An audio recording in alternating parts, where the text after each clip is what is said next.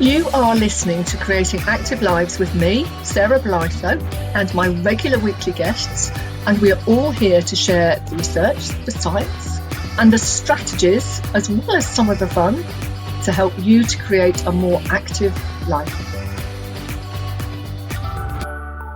Hello and welcome to this episode of Creating Active Lives. And this is a really special episode for two reasons. One, this week we're marking a whole year of Creating Active Lives and over 50 episodes, which I'm just so pleased about.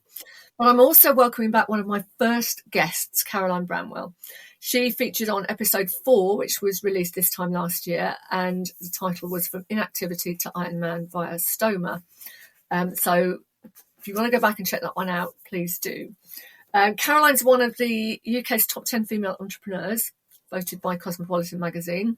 And she does a lot of work as a PR and marketing advisor and mentors small and large businesses. She's been voted Inspirational Woman of the Year in the Venus Awards for the Southwest, and she's an absolute powerhouse when it comes to business. Over 35 years experience, which, you know, in anybody's book is a fairly hefty weight of experience to have behind you, isn't it? But on top of all of that and a really busy business life and all the other stuff she does, she's an author, she's a public speaker and a triathlete. And during lockdown, she actually qualified as a triathlon coach and kind of combines or embraces the ethos of training principles into how businesses are driven and grow. And I think that's going to be a really interesting thing maybe to touch on, is because I think when you're training for a physical event, there's a lot that you can transfer over into business, isn't there? But you're probably listening to this and thinking, how does she fit everything in? And Caroline really is the epitome of determination and goal achieving. She's somebody who needs goals. Anyone who knows me will know that I often say, you know, some people don't want or need goals, but Caroline is definitely someone that needs those goals to work towards. She's also been featured in Fearless, Adventures with Extraordinary Women, which is the book by the BBC breakfast presenter Louise Minchin, and who approached Caroline to have an adventure with her, which is really exciting. And I'll be honest, it sounds exhausting, doesn't it? But here's one of her big secrets. The one thing that Caroline prioritises is rest. And that's what we're talking about today. So Caroline, tell us a little bit more about you, and then we'll get on to talking about what is rest, first of all. Hi, hello, thank you. It's brilliant to be back, absolutely brilliant. My life is busy. I think everyone, whenever anybody hears what I do, they go, how do you fit it all in? I think that's the cliche. I think that'll be my epitaph. How did you fit it all in? But yeah, my during the day, I am typically a PR and marketing consultant, business advisor. Some of that is Zoom. Some of it is me actually working on content for clients, getting them publicity. But then it's also big strategy days and strategy weekends, which do, as you might imagine, incorporate a lot of rest. Yay. Yep. So when we talk about rest, everybody says, oh, I need a rest, or I'm going to go and have a rest. But what do we actually mean when we say rest? I think when people say that, they probably just want to step away or just switch off from what they're doing. I mean, yes, some people it's physically, a physical rest means you're exhausted, your body's feeling it, you're aching, your back aches, your arm aches. So you want to go and just sit down and switch off in that respect. So there's various levels of rest. There is that physical rest, but another part of that is the mental rest. And that's actually the bit that is so valuable to us. Our body will recover. If we just sit down, you know, we sleep every night. Next morning, most people get up feeling more refreshed if they've slept enough. You know, our body physically needs rest. But in our lives now, when you look at people are working longer hours. They feel they've got to get more done. They've got to be productive, which means put more hours in. But actually, that's going against things for them, because the longer you work, if you imagine if you're working late into the night, your eyes are tired, your brain's not firing as it should be, as it might have been first thing in the morning. So in that respect, you're not rested. You're working. And I use the analogy of a muscle. You know, if we're in the gym, you do a workout, you work that muscle to a certain point, then you rest it. You have a rest day or a couple of rest days. And then during that period, before you go and work that muscle again, it's had time to relax and regrow. And each time it grows back stronger. Well, we've got to think about it. Our brains are a muscle. If you were working your muscles from 7 a.m. till 9 p.m., you're physically going to be exhausted. But that's what people are doing with their brains. So we need to rest our minds a lot more. It's not physical, it's the mental rest that's so important. It is, isn't it? And it's so misunderstood. I think, we sort of think, I'm gonna go and lie down for a rest. I'm gonna sit down for a rest. I'm gonna just chill out in my chair for a rest. But actually, physically, we may be resting, but usually our minds are still going, have I done this? Do I need to do that? And I just need to make a note of that, and I'll just check my phone, and I'll just see that our minds aren't given that stillness that the mind needs in order to, if you like, using the muscle analogy, repair and grow. We're just piling more and more on. And hands out, I'm guilty of that as well. I'll go out, I'll sit down and think, right, I'm going to switch off. And then it's like, I'll just check that, and I'll just see if that, I better make a note of that. And Alexa, remind me of this. I'm not actually switched off mentally, which means I'm probably not switching off physically either. Absolutely. And people go to bed and they get restless. You know that thing when you go to bed and you toss and turn, you can't sleep because there's too much going on in your head. It's because we've not rested and cleared stuff off our desk. And again, I suppose a lot of this also would be time management, blocking time out for certain things so you can go, do you know what? I've done everything I said I was going to do today. I can rest. And it's almost like saying my brain can rest because the rest of it won't come until tomorrow. But I think we keep piling work onto ourselves, don't we? Yeah, but it's also, you finish work and I'm very good. The computer gets shut down, tidy my desk, I make my list for the next day, things I've got to do, close the office door, walk away from it. But I'm still thinking, right, what am I cooking tonight? Where's my food? And it's, my mind's still going. Yeah. And I'll be honest, I've got into the habit recently of reading. I used to sort of, towards bedtime, I switch off all my tech and everything and I'll read a book. And I was reading kind of self-development, personal development, business development books and things. But I've actually stopped doing that and I've started reading what I can only describe as, really frothy chick lit, because I don't have to think. Absolutely. And actually, I find that restful, even though I can see where it's going and what's going to happen. But I find it rests me mentally much more than if I'm trying to read a book on how to do this and how to grow my business, because I'm still in that working mind mode. Absolutely. Instead of switching off. Yeah, definitely. Reading at night. I mean, I read at night, but like you, I always just read fiction because it takes you away. And this is the whole point of rest. It's not just about switching your brain off and sitting in front of the telly. Your mind is not switched off by just watching telly, because other things will creep in. That's almost mindless stuff. Proper rest is actually walking out of the door. It's physically moving. It's like taking yourself out of that space.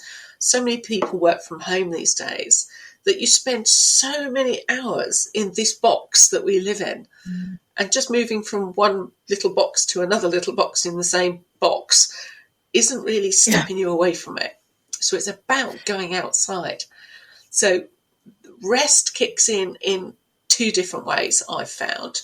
You go out for a walk and, you're just absorbing it. You're just letting your head float, which is nice because that's where creativity can come from. If you're walking outside, I've got a dog, I'll take her down on the beach, I'll take her up in the woods. And that's where you can switch the phone off as well. And literally just take the dog out for a walk. I do some of my lives from my walks. I've been doing more of those recently. But it's all talking about the getting outside. So that's one level of rest, just physically going out and, looking around. You might get a bit of inspiration, little ideas pop in your head. It's always worth having a notebook on you to jot that down. So I'm a pen and paper girl. I love a pen and paper. And it means the phone doesn't have to be on. So again, it's just a little notepad. And that comes from being an author as well. Having a pen and paper in my pocket all the time as an author. That's where creative ideas come for writing books as well. But we should do that in our day-to-day lives. If you're working on a project and you're struggling to see, how the hell am I going to get through this? What do I need to do? The answer is go out, have a walk, just relax by being outside. Little ideas will pop, things will churn over, and you can jot them down. But that's one level. The other level of rest is actually more intense, which is where it is so absorbing you don't even think about work. Ideas don't come to you at that point as you're drifting along because your brain hasn't got the space. It's almost like going, I have the time now to, in my case, go for a long cycle ride. If I'm out on a bike, I'm focused on the road, the weather conditions, potholes, where you get absorbed into something. And this is where sport comes into it. Can you imagine if you're a mountain climber? You don't want to get halfway up a mountain and go, oh, I just remembered that thing I didn't do at the office. It's a bit like, I forgot to turn the gas off. You don't have the capacity to even let those ideas in. If you're mountain climbing, you're hanging on a rock. That's not even going to pop in your head. So actually having a sport or an activity that is so absorbing actually switches you off from work. And actually, when you then come back into your workspace, that's when the ideas come. It's almost like you've put the floodgates up and said, don't think about it now. And when you get back, you go, oh, now I've had that time. And new ideas come. So there's two different levels of rest. Yeah, we tend to work with our kind of conscious mind, most of us, but we've got this really powerful subconscious mind. And when you do switch off like that, when you do become absorbed in something that's not work, that's nature or whatever, or you're focusing on where you're running or walking or anything, it means that the subconscious mind has got time to actually do what it does, which is solve problems, come up with solutions. And I find, and people have said this, and I know just before Christmas, I was talking to somebody about the power of walking and then writing. And I find when I go for a hike, I'll sit down afterwards and I'll just have a cup of tea, cup of coffee, and just look at the environment I'm in. It's out in nature. It's, it's beautiful. And then I'll be, there's a thought. That's what absolutely. And all these ideas will pop into my head because I've switched off. Yeah. Not because I've been focused on trying to find an answer. It's because I've switched off. And I think this is so important, isn't it? I know so many people say, I listen to podcasts, I listen to audiobooks when I'm out running or walking. And actually, sometimes you need to not even do that. Absolutely. Because your mind is still going. And there's one of the things I've heard about recently, I'm sure it's probably not a recent trend, but naked running, as they call it, which is not going out there in all your naked glory and running, but it's actually running with no technology whatsoever. Yeah. No phone, no tracker, no Garmin, no sport watch, nothing.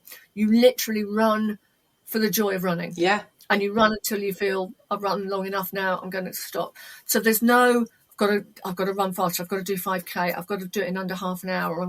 It's just you run for the pleasure of running, and when you hit the point where you think, it's enough, there's no pressure. Yes. And I think, again, to me, I like to walk with no tracking on. I take the dog, or if I haven't got the dog, and I just love walking, and I can stop and look at the view or notice something, or, getting close to a flower, or, and I think there are times where I'll go on what I call a notice walk, where I'm noticing, I make it a priority to notice things in nature. And it's amazing what you see that you haven't noticed before. And you think, but I've done this walk 20 times in the last month, and I've only just noticed that or that. Do you think that's, sometimes we need to leave everything behind? Absolutely. And that's where that subconscious kicks in, because you've switched off from the conscious thinking and looking, and things pop up that you would never have seen before. It's like peripheral vision, isn't it? It suddenly pops up and go, I never really noticed that. I mean, when I'm out the dog, I don't track my dog walks. I wear a Garmin, obviously, for my racing and my training. But if I'm out with the dog, I'm not using that. I'm literally, it's just a watch. I use it just for clock watching. But even then, when I'm walking, it doesn't really matter how long I'm out for. But I mean, and we've gone out and we've had deer leap out in front of us, all sorts of things. And you think, I would have missed that if I was sat at my desk. But it's important to know when you need to rest. It's not like get up early, work till 5 o'clock or 7 o'clock and then rest. There's actually some credibility for this power napping idea. It's the actual break in the middle of the day. You know, if you work intensely for 4 hours in the morning, really focused, time blocked, focus on the work in the morning for 4 hours, then you get to your lunch break, just stop, sit down, rest, go for a walk. You know, I'm not the first one to think about this. Churchill used to do this in wartime. Yeah. You know, there are people, if you go back in history, who would do this, or they had their country retreats. You know, they would step away from the really intense stuff because they knew that they needed that decompression time. But as you were saying, our brains don't stop. The conscious brain might stop. It's like sleeping at night. The things that you've been churning over during the day can be ticking over in the background. And the following morning, you know, you get that moment where you wake up and go, oh, I've got the answer. But that's because your brain has the subconscious brain actually keeps chewing it over for you. It's a bit like if you see a face and go, oh, who's that person? I don't know where I know them from. I don't, you know, a day later, ping, it'll come instantly because your brain has subconsciously gone, I'm churning in the background here. I've found out who it is for you. But that's how it works with our creativity and ideas as well. And if you think, let's go back sort of 30, 40 years when we used to go on holiday for 2 weeks and you'd hop on, you'd close your front door, you'd double check it was locked, you'd double check you switch the gas off and everything. But you'd get on that plane and that would be it, contact wise, for 2 weeks. If you got newspapers, they'd probably be 3 days old if you got them. The TVs were all in the national language, so you wouldn't be able to understand it. And you'd switch off completely for 2 weeks. Yeah. Because you just, if something urgent happened, maybe people could get in touch with you. But there were no phones, no computers, nothing. It was enforced rest, wasn't it, in a way? It was. You just completely switched off. And I just think, how many of us do that now? How many of us actually go on holiday and don't even think about anything because there's nothing we can do? We don't. No, because the phone, contact. I think having mobile phones now makes it so accessible.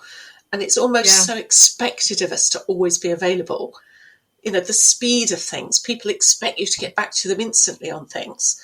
That this expectation has been put on us now. So the world has sped up. And that's where I think people aren't switching off or having that downtime, because there's an obligation that I should always be available. And I think people who run their own businesses particularly feel I can't step away from the client work.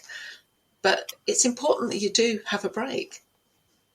And it's boundaries, isn't it? And it's, you know, whether you're in business or whether, you know, your personal life, it's having those boundaries. It's saying, no, business-wise, I am available between these hours. Yeah. And then I have an out of office on when I go away. I put out of office on all my emails. Yeah, I'll be checking them because I work for myself, so I will and I can. But I might go 2 days without checking work emails purely because I'm doing something else. I'm busy and I can't be bothered. Or I'm abroad and I don't want to rack up the data charges. That's always a good one. I've got people who take my calls. I just use, you know, a low-cost telephone answering service. When I'm not around, they divert to them. They'll take my calls for me. They know I'm not around. They'll just let people know, sorry, she's not about. Or again, like you, out of office. I think as long as people know when you're back, or little things like little tricks and tips are things like Calendly. You know, having a program, if somebody wants an appointment with you, put it in a Calendly and block out the time. So if they want to book with you, they can. They don't need to speak to you to do that. They can literally just go online, book an appointment, and, you know, you come back and it's all organised. There are various appointment schedulers out there. There's many. I use a different one, but there are lots of them out there. And even if, you know, there are free versions, and it's quite useful because you can say, right, these are the only times that I'm available this week. Yes. And it saves the backwards and forwards and back. What about Tuesday at 3? No, I can't do that. What about, and it all gets confusing. Whereas actually they can go on, see what's book the slot, you get told, you've kept it free because it's in your calendar as bookable time.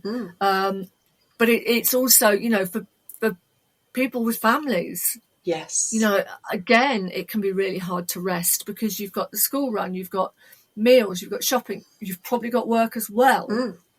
And you've got a partner. Yeah. A relationship there. And again, it's kind of tempting to think, oh, I haven't got time to rest. I need to. But actually, it benefits everybody when we rest. It benefits in so many ways, doesn't it? Because you need to prioritise. And an episode a few weeks back looked at the importance of taking time for yourself, because you actually, when you are rested, when you've prioritised yourself and your rest, you actually have much more to give. Yeah, absolutely. And you've got the energy for it, especially people with children. The old adage really is you should rest when they rest. If you've got little ones, if they're asleep, you take a rest at that point, because then, don't fill it up with other tasks, because then when they wake up, you've got to deal with that as well. You need to prioritise rest into your day as well. It's just as important. If you've got little ones, schedule it when they do it. It is about, I know it sounds terrible, time management of your life, but, that's important because you have time for certain things. And that includes yourself. That's it. And somebody I've worked with in the past talks about what she calls gold time, which is your time to put something in. And it's, again, we're so used to having every chunk of our day time blocked, if you like, rather than managed. I always have, blank space in my diary for things that might crock up, so I can move something in there, or I can just sort of say, I've got nothing in between 3 and 4 this afternoon, I'm going to have a rest. I'm going to do nothing. But don't you find that some people are so busy, you don't even put those slots in for the incidentals? And it is the incidentals that get in the way, let's be honest. It's the little urgent message that crops up and you think, oh, it'll only take me 2 minutes to answer this, and then it becomes an email trail, and then you think, where did that half an hour go? I did this. There's this thing called zero time blocking, I think it is, which is where you literally account for every single minute of your day, and that is like between 10 o'clock at night and 5 in the morning, sleep. You literally have everything. Block out your sleep time. I'm a great believer that, I'll give it a go. Before I do anything, I'll try it. So I literally, work, emails, admin, podcast recordings, delivering training. I literally did the whole lot. And I'd done everything. Meal planning, you name it. I'd literally accounted for every single half hour of the day. So I'm sitting there thinking, right, okay, sorted. So, time to cook. Oh, haven't shopped. Hadn't put any time in for shopping. The normals. I've not allowed myself to go shopping. And it's, again, it's, you can manage your day without being rigid. But it's like you say, there are times where you think, well, I've just had lunch. Do you know what? I am tired. I'm feeling a bit dozy. I'm gonna have a little nap for 15 minutes, 20 minutes, or just lie down and just lie down and think beautiful thoughts for 20 minutes. Yeah. And it's giving yourself permission to rest, because you're bringing it back to, like you were saying, going to the gym or running. You have rest days. You have days where you do less. You have days where you do more. But you have those rest days because your body needs to repair and restore. Absolutely. And it's the same with our minds, isn't it? Absolutely. And I think that's where, as a tri coach and as an athlete, that's where I've seen so much synergy. The stuff that we do with coaching and programming, somebody wants to hit a goal. Let's say, for example, in a triathlon scenario, you've got a goal of doing Olympic triathlon. We would plan a schedule for that. You would time block. Again, you're time blocking, you build your rest periods into it, you come back to it with an increased intensity, then you time block again with a bit more rest, and you're growing as you go. And we should be thinking about that with our businesses and our lives in business, because we can start working on our business, then we have a rest, let that growth settle in, come back with a new idea of, I could up level that to XYZ. Yeah. then you rest over a period, you've implemented that, you've given yourself a break, and then you come back again and go, now I could diversify this over to this audience. And suddenly you're growing from each rest period. Yeah. You grow again. And it's like, when, you do triathlons, you work with triathletes, you do Ironman, you work with people doing Ironman and things like that. And that's a very, very specific training program, isn't it? You don't just wake up one day and think, quite like a bit of swimming, a bit of running and a bit of cycling, I'm going to do a triathlon. You train for it. Yeah, absolutely. And I imagine as a coach, rest is a fundamental part of training. It's not just about the running or the swimming or the cycling or the changeovers and things. Yeah, I can never remember. But rest is a fundamental part of the training program. It's not it would be nice to rest on that day, but it's a fundamental part of it, isn't it? Yeah. And I think this is something, whether you work, whether you are at home, whether you are retired, whether you're at school. Yeah. We need to be considering rest, not as being lazy, but as being an important part of our mind and body growth. It is. If you imagine you are training, if somebody is training for an Ironman or a half, anything, a 10K run, if they just ran every single day, their bodies are going to become less efficient towards the end of that. Whereas if they had done a break every so often, every fourth week, they take a break, as in, we talk about periodization when we do training, because we train for, say, a 4-week block in a build program. And there are rest days in that. But then we get to a week where we actually take the pressure off. So it's actually, we come back down again to a lower level on the body. So this is just letting what you've just learned for 4 weeks on your body. You're teaching your muscles, and then you bed it down, and then you go again, but you increase the intensity or the endurance. And, if you just went flat out for, 12, 18 weeks, you'd be exhausted by the end of it, and you'd get to your race absolutely exhausted because your body needs that recovery time. And that's what we have to do in work. We have to do that with our business. But it's something that we don't think, do we? We think of it in regards to sort of physical training, but not business. And I just think it's something that, we need to put more emphasis on this as part of life, rather than just as, I'll grab a few moments when I can. It needs to be an important part of our day or our week is that rest time. What other ways are there of resting then? I mean, we've talked about going for a walk, getting out into nature, which is my number one. Yeah. Or a little nap. What other things can people do? For me, it's this absorbing activities. It's the going out to something that will become so all-consuming. It's a hobby, really. Let's call it hobbies for once or a pastime. If you have a pastime, roller derby, we talk about mountain climbing, anything like that is going to, you need to be 100% on it. That's going to be a mental rest because you're not thinking about work. And that, again, is that switch off because you're doing something else. I joined the choir. I go to a local choir, not like a modern choir, just because I enjoy the pleasure of singing. And for me now, every week, I'm off singing.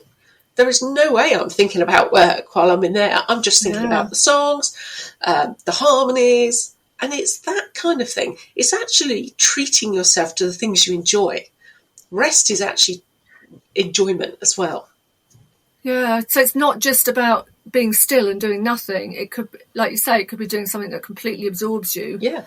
And just allows, your mind to switch off as much. As I say, we know all about physical rest, about sleep, about not moving much, stillness, which is important. Yeah. But actually for the mind, it's being able to absorb, isn't it? And it's switching off from maybe the bulk, what takes up the bulk of our day. Yes. Is being able to switch off from it and rest from that. Yeah, definitely. Whatever that is, it could be any number of things. But I'm just popped into my head about carers. Yes. Who are caring for somebody, particularly if it's a family member, it's all the time. And I would imagine that mental rest is going to be just as important as physical rest, isn't it? It really is. I think that's the bigger part, actually.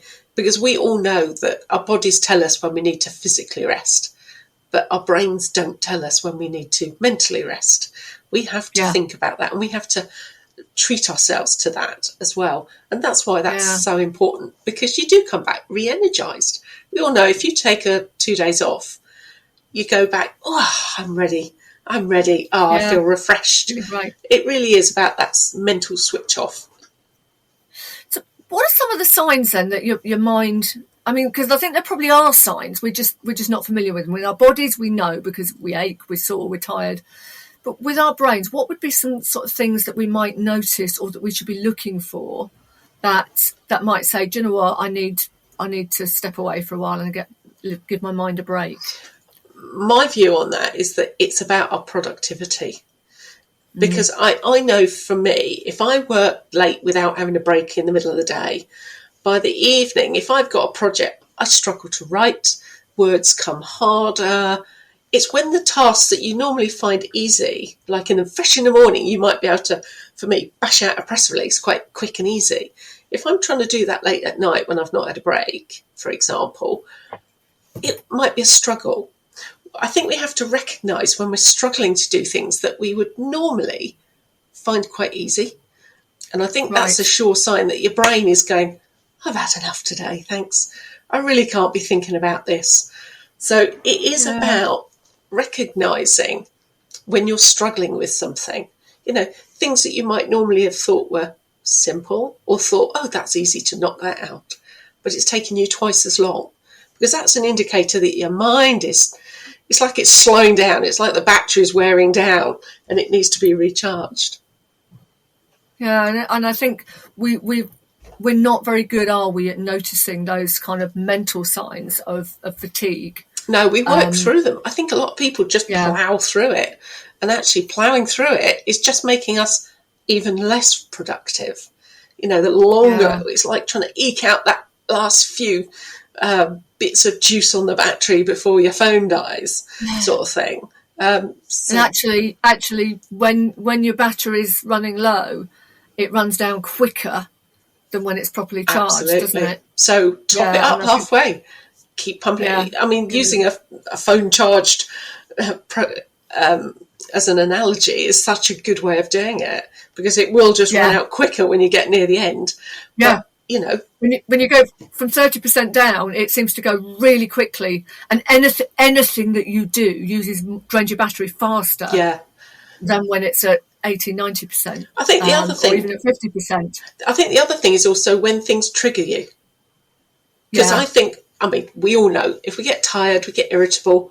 Little things irritate us, trigger us a lot quicker, and that's a sure sign that you need to just take a break. Because I'm an easygoing person, really easygoing person. I get on with everybody.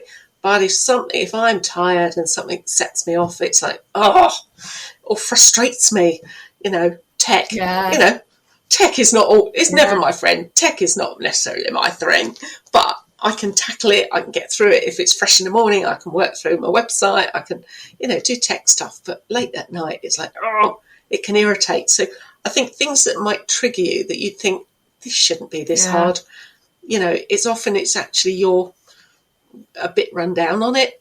So, but it's actually I think taking the time to notice when something's taking you longer, when something's frustrating you more quickly, when you're a bit snappier than normal, when you're out driving and you're reacting to other drivers more than you would. It's probably a sign that actually my brain is now saying I need to rest. Yeah. But this is why I think if we recognise that, that's almost the first step for people who are looking to change their habits. That's probably the first thing to look for, because then if you start building in this rest into your day as a routine for yourself, hopefully those occasions won't happen because you've changed your lifestyle, your pattern of working and living. And so it's important to bring that into your life so you don't actually get to that stressed and techie point. Yeah. Yeah, don't rest when you have to. Rest because it's important. Yeah, and just build it in. Sometimes it's like people wait until the last possible minute and then it's like, oh God, I need to rest, rather than, do you know what, rest is actually an important part of my habits, my behaviour during the day. I'm not going to wait until I need to rest. I'm going to do it because I choose to, because I know it'll benefit me, which I think is a really... Decision making is a big part of it as well, because if you are not rested properly and you've got to make a decision, you could well make the wrong decision because it will be a snap decision. So again, you know, if you've got big decisions to make in your life about career, work, projects, don't do it when you're tired or stressed. You need a clear head to make good decisions. And that's, again, a really important place to finish, I think, is having the right amount of rest and the right type of rest for your brain really benefits every area of your life, doesn't it? It does, yes. So tell me about your latest project, just very briefly, while we're on. Just recently, I have been running it's called Power Up and Wind Down, which is a 2-day marketing masterclass retreat. Now, this is not your typical business 2-day intense retreat. It's actually got lots of rest built into it. I tend to pick hotels which have got sea views, so we've got plenty of chill time. But we work in the same way. We still do some intense marketing work on businesses. We do some deep work into every delegate's business, which is why I only take up to 6 people on this trip, because it is just so focused. Mentally, for me, that's a lot, you know, focusing on 6 people's businesses. But over 2 days, we build out their marketing strategies, their plans, their messaging, their ideas, and almost spring all these new ideas of creativity for them. But it comes because we build into that rest time. You've got access to the pools, we've got the saunas, we've got all that massage facilities. And this is where we also learn this pattern of work hard for a bit, then rest, and then we come back. And it's amazing the ideas that then spring after you've just had a chill out massage and nice dinner, and the ideas start flowing again. And that's really what we all want, isn't it? Is we want our minds to be in as good a shape as our bodies. Absolutely. So it sounds lovely. I'll make sure the details are on the links for the episode as well. But Caroline, thank you so much. Coming back last time and talking about all your journey sort of from being inactive to Ironman via stoma was really, really interesting. So do look at that up, people. But also now, just that sheer importance of rest. We know the importance of rest physically, but how important it is for our minds, our mental state, our brains to get proper rest. So thank you so much for coming back. Thank you. And you've been listening to me, Sarah Belito, who's my guest this week, Caroline Bramwell, and we hope you've enjoyed it. We will see you all very soon. Thank you for listening to Creating Active Lives with me, Sarah Belito, and my guests. Join me each week for more on how to create and sustain everyday activity, and follow me online at Fitness Career Mentor or Fabulous if you're interested in career development and more on creating active lifestyles.